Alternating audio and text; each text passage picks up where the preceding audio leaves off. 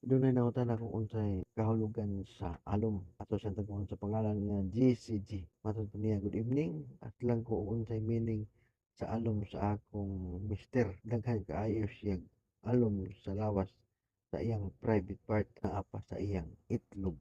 Paminawa ang kahulugan sa alom sa private part or kinatawo o sa itlog.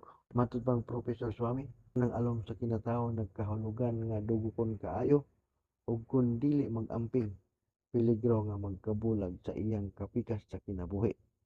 Kaibgan bisan og batig nawong nga maura gikumot sa agta.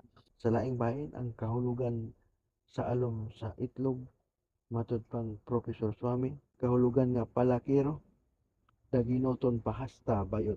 Kung naa kay damo nga gusto namang mahibaw-an ang kahulugan, i-comment lang sa ubos. Kung mo pa ka maka-follow basi na udi na ta magkita.